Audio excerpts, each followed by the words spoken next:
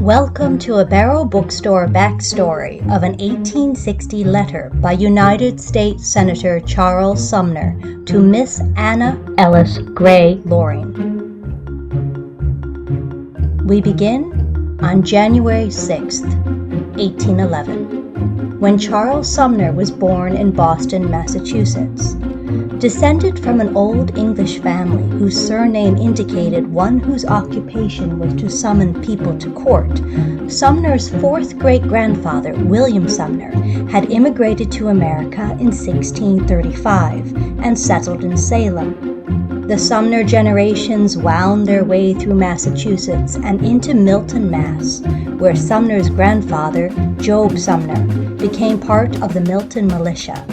In 1774, Job Sumner entered Harvard College, but like many in Massachusetts, his life was disrupted in the early morning hours of April 19, 1775, when the message reached him that the regulars were on the march to Concord. Grabbing his musket, Job Sumner and militiamen from across Massachusetts rushed towards Concord. Arriving just after the battles of Lexington and Concord, Job Sumner joined his militia commander, Lieutenant Colonel Robinson, who had been present at the North Bridge battle, and was drawn into the ensuing fiery action of the American Revolutionary War. Abandoning his Harvard studies, Job joined the Continental Army, moving up to the rank of major and serving with distinction through the end of the war. Born during the war and growing up during relative peacetime, Job's son, Charles Pinckney, followed his father's footsteps to Harvard, from whence he graduated as a lawyer. He became the sheriff of Suffolk County, the areas around Boston, and was an ardent anti-slavery advocate, ominously predicting that slavery in America would only end on a violent note. To his eldest son and namesake, Charles Jr., Charles Pinckney passed on his passionate beliefs in law and order and in America free of the stain of slavery. Like his father and grandfather, Charles Sumner Jr., whom we shall hereon call Sumner, followed his father and grandfather's footsteps to Harvard, graduated in 1830 and then entering Harvard Law School. At the same time, in 1831, in Boston, abolitionist William Lloyd Garrison led a group of dedicated abolitionists in forming the New England Anti-Slavery Society. Founding members included two Boston lawyers, Samuel Edmund Sewall, a first cousin of Louisa May Alcott's mother, Abigail May, and Ellis Gray Loring, a close friend of Ralph Waldo Emerson. Both Sewall and Loring spent the next 2 decades offering their legal services in defense of those involved with the Underground Railroad and abolition efforts. Ellis Gray Loring's wife, Louisa Gilman, joined the Boston Female Anti-Slavery Society, and their daughter Anna, a contemporary of Louisa May Alcott, attended meetings with her mother. In 1845, William Lloyd Garrison and Frederick Douglass, a former slave, traveled together to Europe and the British Isles, where Douglass gave a 2-year speaking tour. Attending some of his lectures in London was Julia Griffiths, a member of the London Women's Anti-Slavery Society. Julia Griffiths and Frederick Douglass became close friends and confidants. In 1849, Julia followed Douglass back to America and New York, where she helped edit and publish some of Douglass's writings and fundraised to help keep Douglass's North Star newspaper afloat. She also became a founding member of the Rochester Ladies Anti-Slavery Society. A year later, in 1850, the Fugitive Slave Act passed into federal law, requiring runaway slaves throughout America be returned to their owners and making it a felony for anyone to assist a fugitive slave. Swift outrage ensued. In Boston, Ellis Loring and others joined the Anti-Slavery Boston Vigilance Committee and stood by to help endangered runaways at a moment's notice, and Charles Sumner continued to be a leading voice against the act and slavery in general. Sumner's strong abolitionist views esteemed him to many in Massachusetts, and in 1851, the Massachusetts legislature elected him as a United States Senator. In the same year, as Sumner moved to Washington, D.C., a Boston resident, Shadrach Minkins, who had escaped from slavery in Virginia and was now working as a free man in Boston, was arrested under the Fugitive Slave Act. As Shadrach was imprisoned and dragged into court for sentencing that would include being returned to Virginia, lawyers came to his aid, including Ellis Gray Loring. When Loring's and the other lawyers' efforts failed, members of the anti-slavery Boston Vigilance Committee stormed the courtroom, wrestled Shadrach from the marshals holding him in custody, and forced their way out of the courthouse with him. Overnight, Shadrach was secreted away to Concord, Massachusetts, arriving at 3 a.m. at the home of the Bigelows on Sudbury Road. From there, Shadrach was assisted onward via the Underground Railroad to safety in Canada. As fast as Shadrach had disappeared back in Boston, the federal law cracked down on those who had assisted in his escape, and Ellis Gray Loring once again was occupied representing the defendants. Down the East Coast in Washington, D.C., tensions were heating up in the United States Senate with fiery debates between pro- and anti-slavery advocates. Spectators to some of these debates included Miss Julia Griffiths, who traveled from New York to Washington, D.C. In several 1854 letters written by Griffiths to Frederick Douglass, Griffiths wrote about observing Senator Sumner deliver passionate anti-slavery speeches on the Senate floor. Miss Griffiths returned to England the following year, leaving behind an America slipping into a deeper divide over the matter of slavery, and the likes of Charles Sumner to continue advocating for the American abolitionist cause.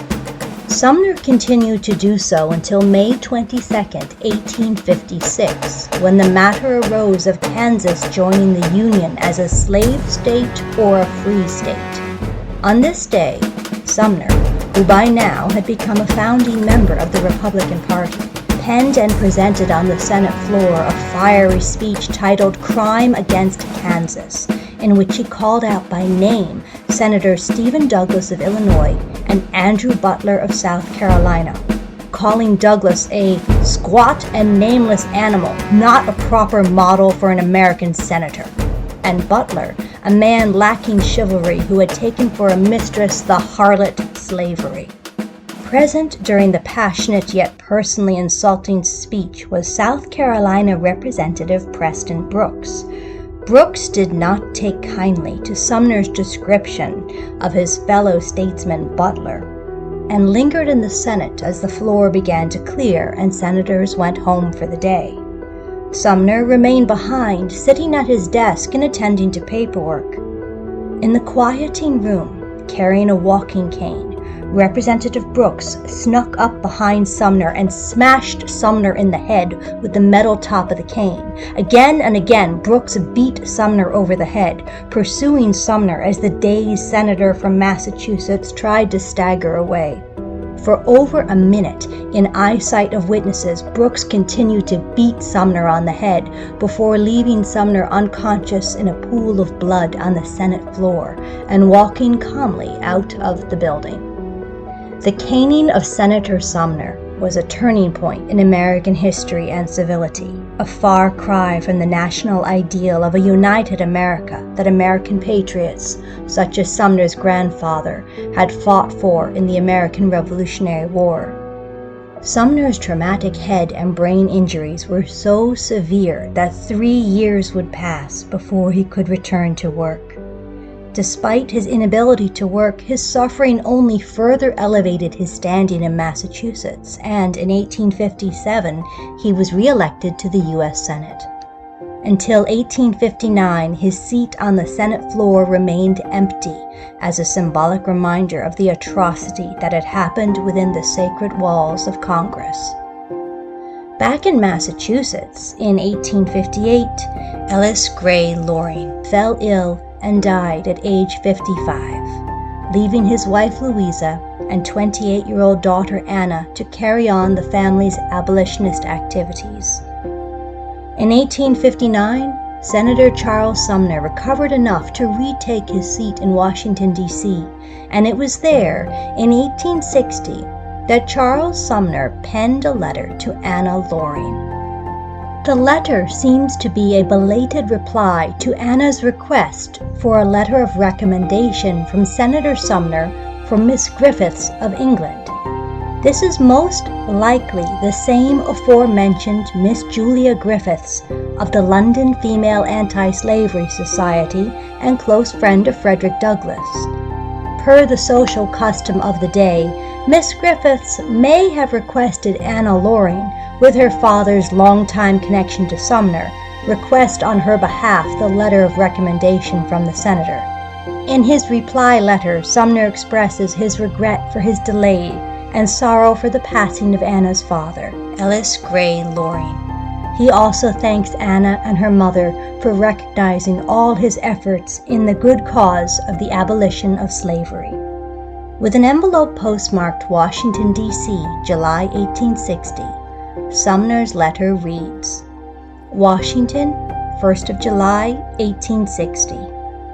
My dear Miss Loring, I should have much pleasure in seeing Miss Griffith, and especially according to a hint from you, but the way did not seem to be open.